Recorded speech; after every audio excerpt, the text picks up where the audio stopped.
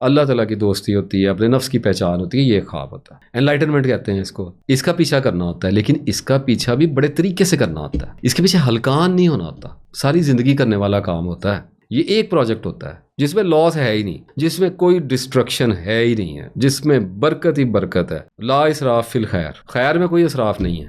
نیت اللہ تعالیٰ کی ہو گئی ہے، جھونک دو اور ڈرنا بند کر دو، گھبرانا بند کر دو، ڈپریشن لینا بند کر دو. چل پڑو، ہارتے رہو، گرتے رہو، ٹھڈے کھاتے رہو، اٹھتے رہو، چلتے رہو گے. جس بھی جگہ پہ مارے جاؤ گے، ایک موت کا عقاب تو بیٹھا ہی ہے نا رستے میں. جہاں بھی مارے جاؤ گے کامیاب ہو جاؤ گے. یہ اس کی منزل ہے، اور تو کوئی منزل ہے ہی نہیں. تو اس لیے جس کے اندر یہ خواب تیز ہو جاتا ہے، بن کر جاتا ہے، فلیم بن جاتا ہے اس کا، یوں سمجھو اس کو یکسوئی مل جاتی ہے. لوگ اس کے لیے مراقبے کر رہے ہیں. میں کہتا ہوں نہیں، برین کی آکوپیشن کم کرو، یکسوئی یہاں سے خود نکلے گی. یہ فوکس ہو جائے گا، اٹینٹیو ہو جائے گا، خود بخود نیچر پہ آئے گا. اگر تو یکسوئی مل گئی زندگی میں، جیسے میں نے بتایا ہے، اگر اس پہ غور کیا تو یکسوئی مل جائے گی. اگر نہ ملی، اگر نہ کیا، تو ساری کی ساری زندگی نری کنفیوژن میں مارے جاؤ گے. جیسے جیسے زندگی میں آگے جاتے جاؤ گے، اس کا بوجھ بڑھتا چلا جائے گا. یہ سکیل ہوتی، ڈینس فاگ بنتی چلی جائے گی. شولڈرز پہ فیل ہونے لگے گی، ہیڈ پہ فیل ہونے لگے گی، ہارٹ پہ فیل کرو گے اس کو. اور یہ جو میں نے کہا کہ یہ خواہش جس کی تیز ہو جائے، تو اس کا پیمانہ یا اس کا معیار کیا ہو سکتا ہے؟ اس کے لیے ایک سملی سی میں تھوڑی سی بیان کر دیتا ہوں کہ یوں سمجھو کہ ایک آدمی کو، جیسے آپ کو آپ کے ہاتھ پاؤں باندھ دیے جائیں رسی سے، اور آپ ہل نہ سکتے ہو، اور آپ کے جسم کے اوپر ایک انگارہ رکھ دیا جائے، جلتا ہوا، دہکتا ہوا، ایک سرخ کوئلے کا ٹکڑا. کیا کرو گے؟ بندے ہو جاؤ، کچھ بھی نہیں کر سکتے. لیکن جتنا بھی آپ کے شعور میں، آپ کے جسم میں، آپ کی سینسز میں، آپ کی کل کائنات میں جتنا بھی زور ہے، وہ ایک جگہ اکٹھا ہو جائے گا اس کوئلے کو اپنے جسم سے پرے کرنے کے لیے. ہلو گے، اس کو یکسوئی کہتے ہیں. یہ مل جاتی ہے. اس خواب کو پالو، پھر تگ و تاز شروع ہوگی.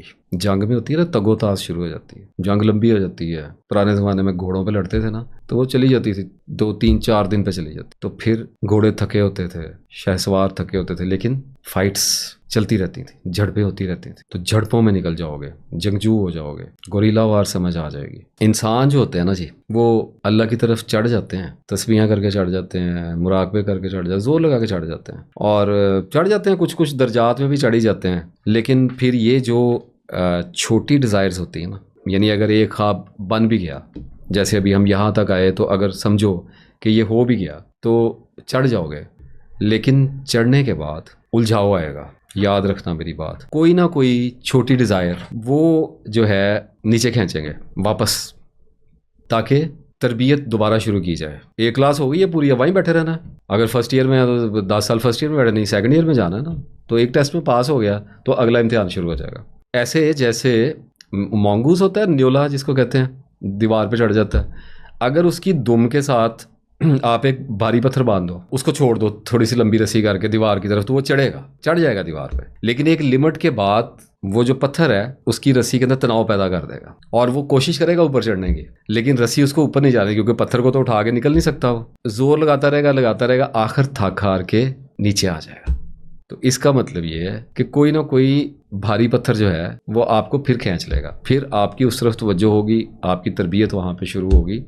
تو اس لیے اپنے آپ پہ غور کیا کرو. اب ویسے بھی اپنے ذہن کو ہر وقت اللہ کی طرف متوجہ رکھنا بہت مشکل کام ہے. Honestly too much tough. کوئی نہ کوئی الجھن، کوئی نہ کوئی خیال، اور پھر وہ خیال 2 4 گھنٹے آپ کو لے گیا، اور پھر سارے کا سارا مومنٹم بریک ہو جاتا ہے. کچھ لوگ ہوتے ہیں، جیسے میں نے شروع میں تسبیح شروع کی نا، وہ 12 گھنٹے 3 4 سال بہت کی، اور دن رات ہی کی الحمدللہ.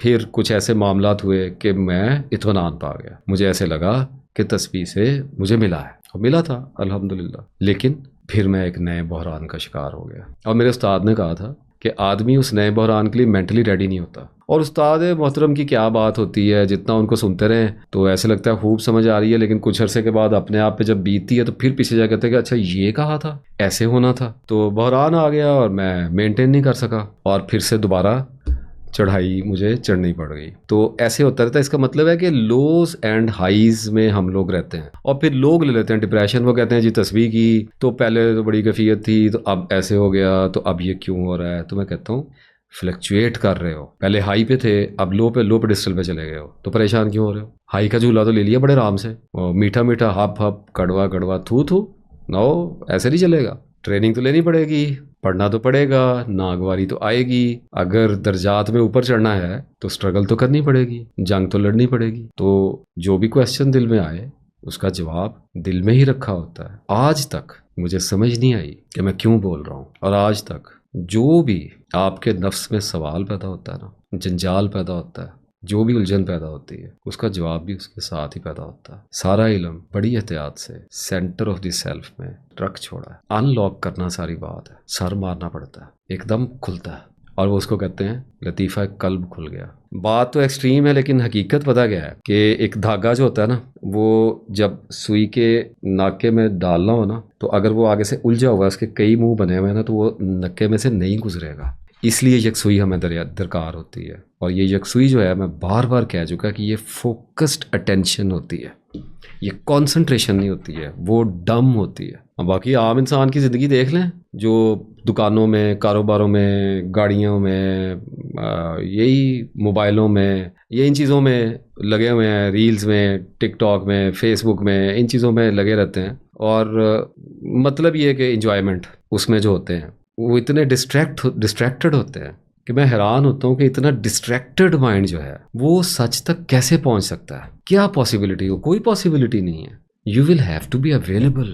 آپ کو اس کو کوائٹ کرنا پڑے گا, کام ڈاؤن کرنا پڑے گا. اگر کوئی بندہ ٹروتھ کو سرچ کرنا چاہ رہا ہے, حق تک پہنچنا چاہتا ہے, جو کہ اللہ بذات خود ہے, اس کو اویلیبل ہونا پڑے گا. یہ ہو سکتا ہے میں جنگ پہ جانے کے لیے نکلا ہوں اور مجھے تلوار یاد نہیں رہی لے جانی, تو میں ڈسٹریکٹڈ مائنڈ ہوں, میں کیسے لڑ سکتا ہوں؟ تو اٹینٹیو ہونا پڑتا ہے. اس کے لیے سنجیدگی درکار ہوتی ہے, علم درکار ہوتا ہے, دعا درکار ہوتی ہے, غور و فکر, اور غور و فکر اپنی حد سے بڑا ہوا استغراق میں گیا ہوا بھی درکار ہوتا ہے. وہ کرنا پڑ جاتا ہے کبھی کبھی زندگی میں. 2 بار وقت آیا مجھ پہ, ایک بار 45 ڈیز تک میں ایک کمرے میں رہا, اور پھر ابھی کچھ زیادہ مدت نہیں ہوئی کہ 30 دن بھی ایک کمرے میں گزرے میرے.